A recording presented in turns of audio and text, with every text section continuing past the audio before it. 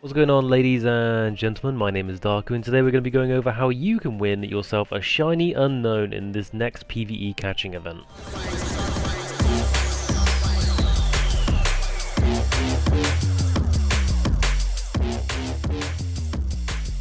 This is happening Sunday the 16th of July 2023 at 5 PM UTC. This is all happening over on Kanto on the 7th island, so if you haven't already done the Sevi Islands questline, I suggest you do this ASAP if you want to be a part of the event. First bit of information is it's near Toby Ruins, so anywhere in the Toby Ruins there are their own ruin buildings, and you can go in any of those to catch the unknown. However, before you do that, you actually need to unlock it via a key, otherwise no unknowns will spawn, which will be in the Sea Vault Canyon, which we'll go over as well. Obviously, I like to keep these videos informative as possible, so we're just going to quickly make our way down there now. We're just going to pop a rappel as well, so I can quickly show you the full route. I would recommend, as an extra bit of information, is that you come down here before the event as well, if you haven't already, and just try and fight all the trainers, because honestly, it's Kanto, so there's going to be NPCs everywhere.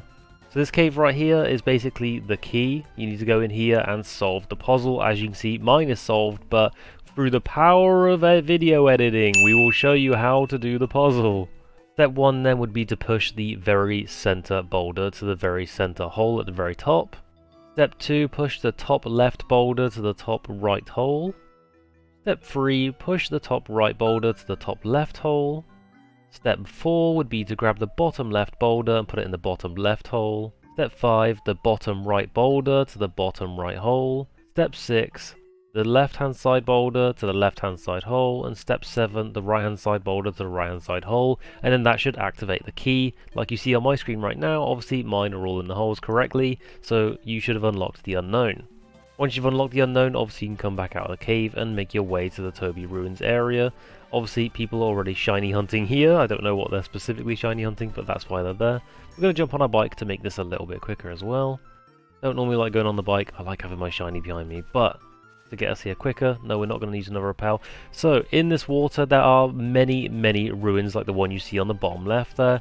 Obviously it doesn't matter what ruin you're in as long as you're in the Toby Ruins and you've activated the key. So as I said, there's many ruins just like this one. It doesn't really matter which one you go into as long as you start finding the unknowns because you've unlocked the key.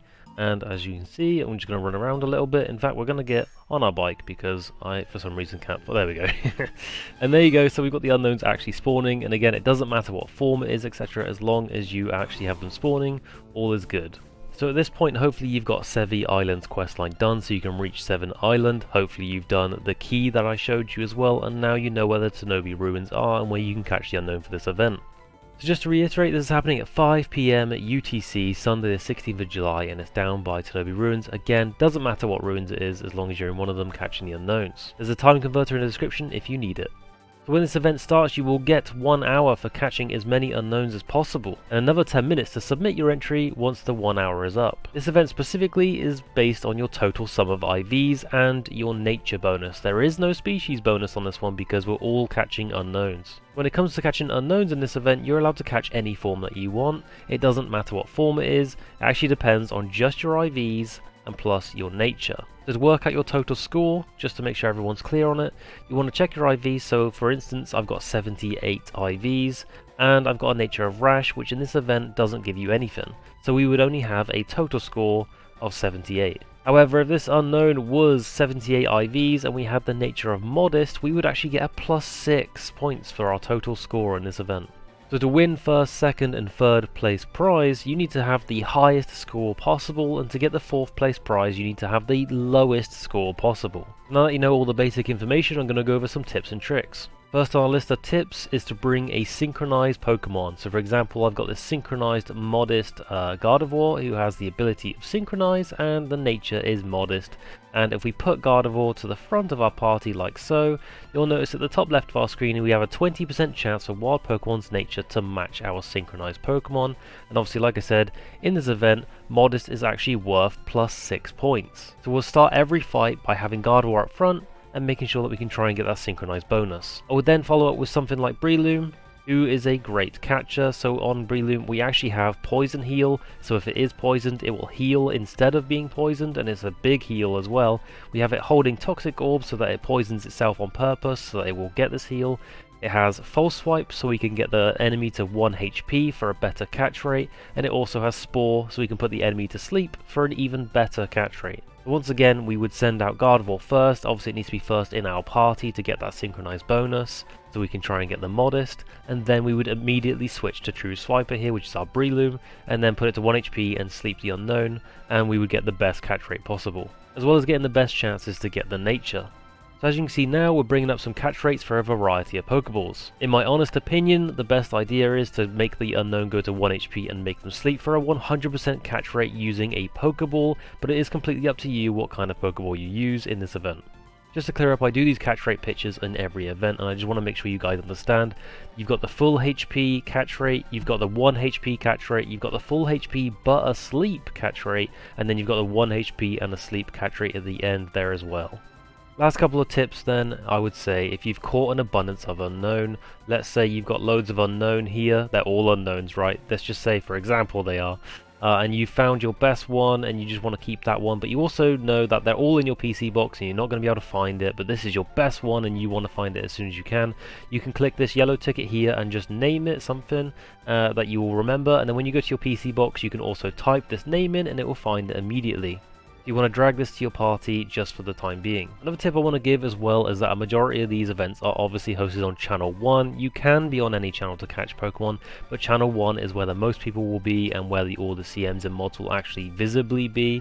So you can go down to the very bottom right, click on community, click on change channel, and on the middle of your screen now you can change channel to channel 1 and change that way, and you will literally switch over to a different server / channel. You will now be on channel 1 and you'll probably be seeing loads of players and CMs and mods, etc. The one more hot tip I would give you before the end here is that when you're going to the Sea Vault Canyon to do the key, if you haven't already, there will most likely be another huge abundance of players also trying to do the key, and you won't know where to move the rocks because there'll be so many players in the way, etc. As you can see, there's not loads and loads of players here, but there's enough to sort of demonstrate what I mean.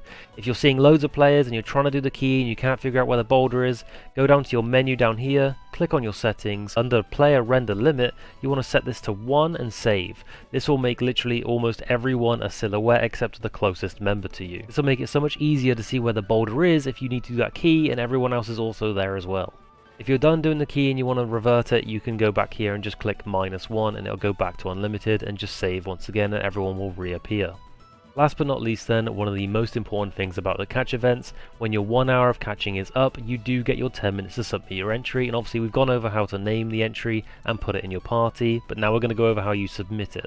So when the 1 hour is up and you get your 10 minutes to submit your entry, all the mods, CMs and GMs will be in the chat saying taking entries, and obviously there's no Enzo today, but we have the wonderful Kathy here who can bother. So we're going to right click on Kathy's name and whisper. Now it doesn't have to be Kathy, just to be specific, when the event happens you'll see loads of CMs, loads of mods, loads of GMs all saying they're taking entries, and you can submit your 1 Pokemon to the 1 CM mod, GM, etc. You only need 1 entry, you're not allowed multiple entries, and again it's the 1 Pokemon, not loads and loads of Pokemon stacked together. That's not how that works. You just send your 1 Pokemon to the 1 mod. Now you can drag and drop your Pokemon like so, and that can be your entry. However, if you're on mobile, or even if you find it easier, once you're actually whispering one of the mods, you can click link down here, click on the Pokemon, click on the entry that you want to submit, and just send. That's all you need to do when they're taking entries. Once you've submitted your entry, make sure to keep it on you for another 10 minutes, because if you put it in the PC box straight away,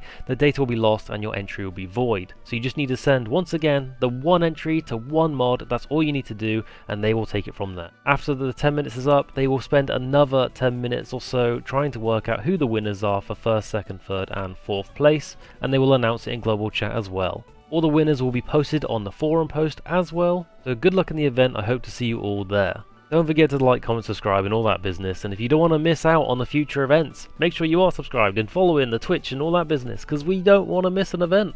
Anyways, I hope this was helpful, I hope you enjoyed, and like I said, good luck in the event. See you guys later. See ya!